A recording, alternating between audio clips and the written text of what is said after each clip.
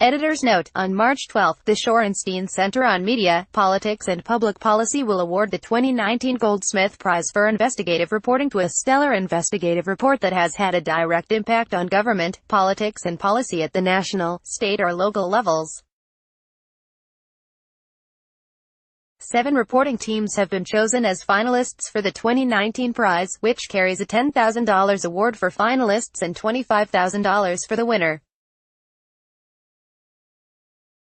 This year, for the first time, Journalists Resource is publishing a series of interviews with the finalists, in the interest of giving a behind-the-scenes explanation of the process, tools, and legwork it takes to create an important piece of investigative journalism. Journalists Resource is a project of the Shorenstein Center, but had no involvement with or influence on the judging process for the Goldsmith Prize finalists or winner.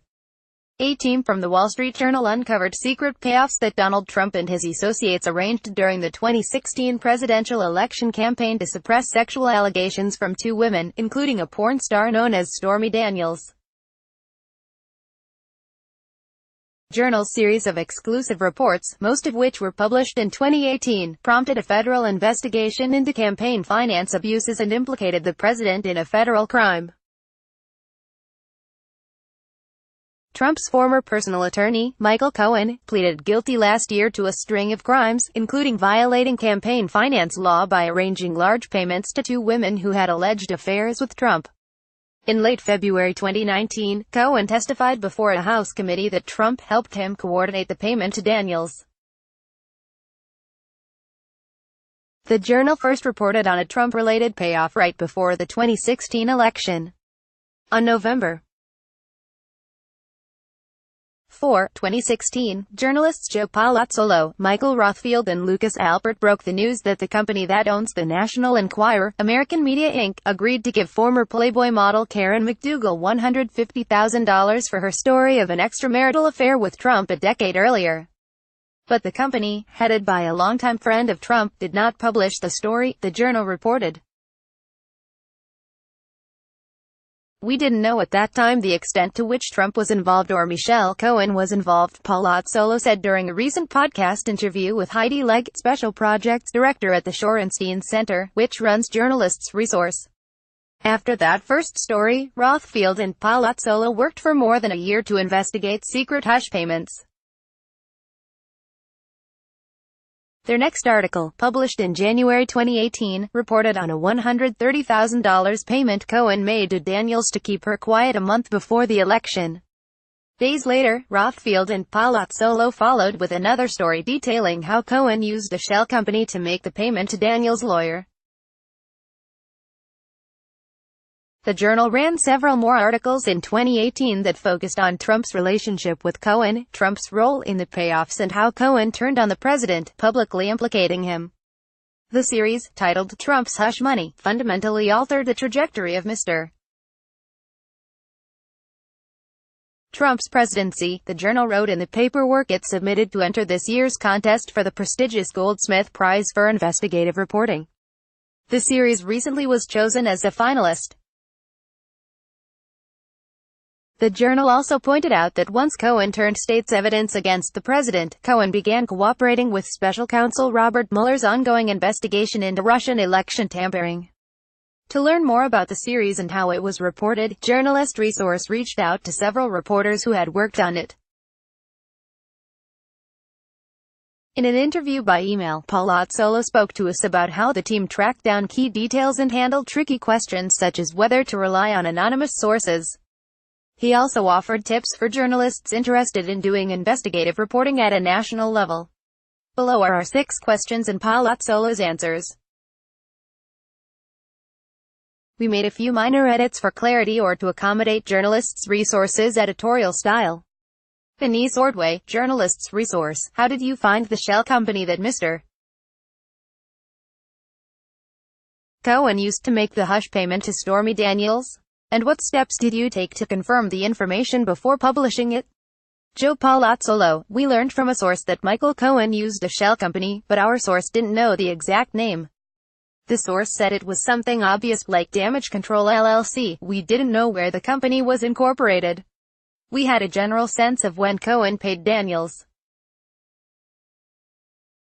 Michael Rothfield began requesting records from state agencies of all companies formed in September and October of 2016. We suspected Delaware, given its reputation for corporate secrecy and proximity to New York. Delaware's Division of Corporations produced a report for us with thousands of LLCs, limited liability companies. We also got records from Nevada and Wyoming. We pored over them for likely candidates. Another source suggested we try looking for a company with resolution in the name. Presently, we found a Delaware company called Resolution Consultants LLC. Delaware's online database offers scant information about corporations, except the incorporation service used in the data formation. But you can request the formation documents from the Division of Corporations.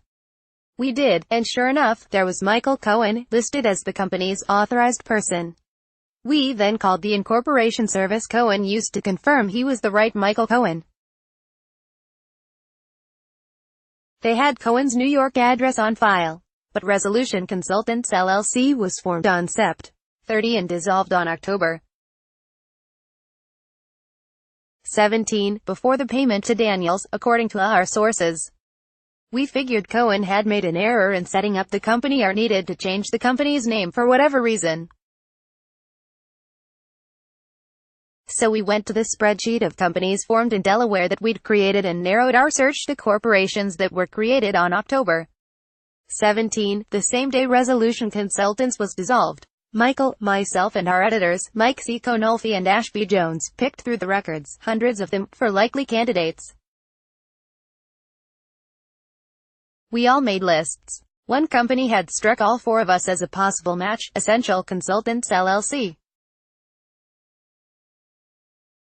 The next morning, we pulled the formation documents, and Michael Cohen's name was on them.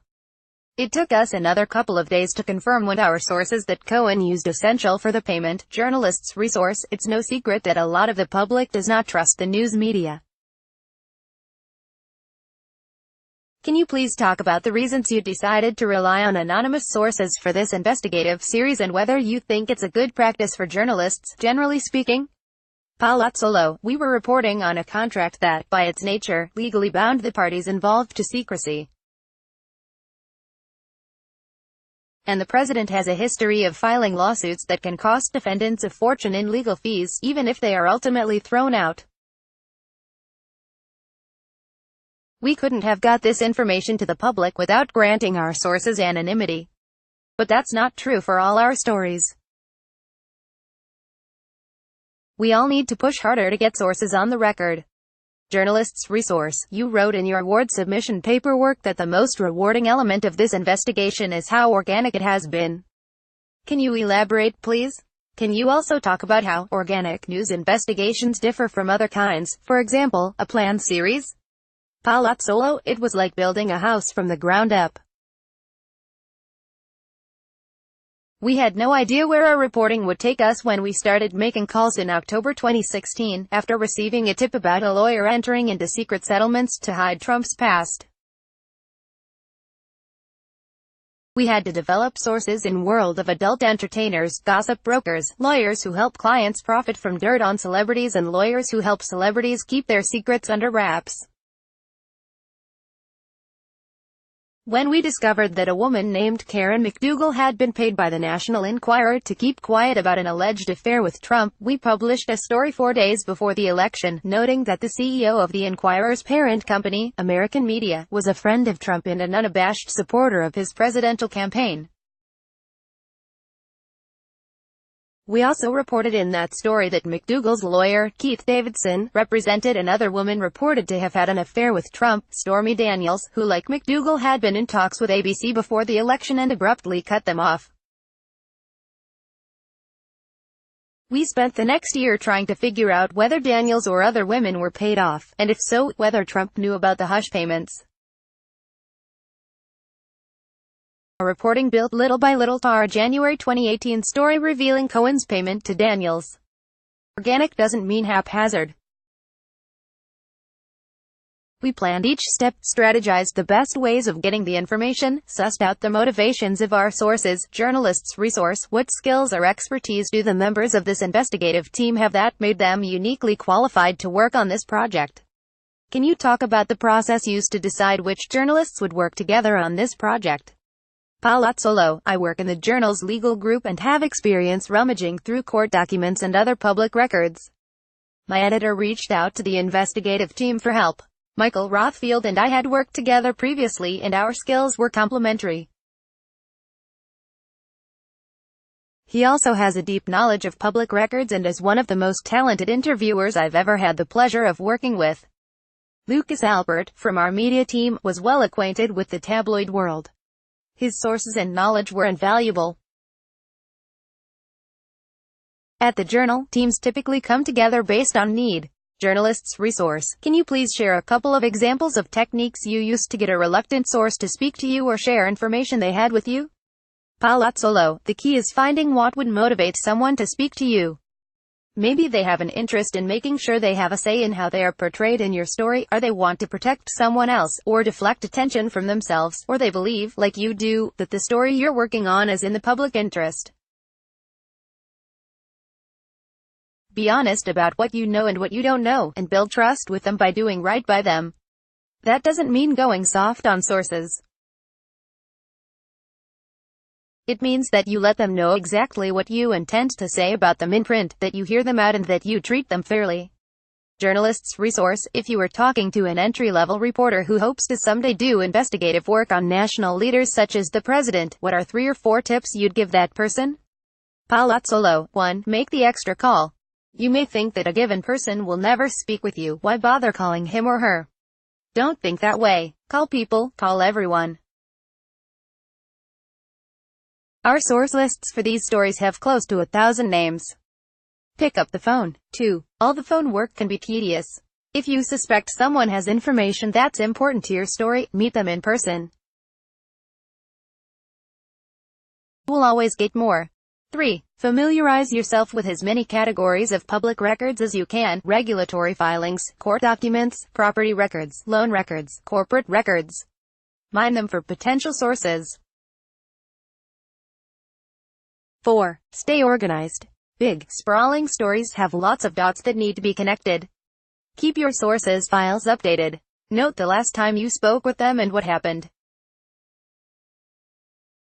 Make searchable databases for your public records. The more organized you are, the more you'll be able to connect the dots and see the big picture. Interested in the other Goldsmith Prize finalists? Read about how public records helped reporters investigate police abuse of power in Indiana and problems with Texas's Medicaid system, and how language skills and cultural competency helped journalists investigate teen labor trafficking in Ohio. Last updated March 11, 2019.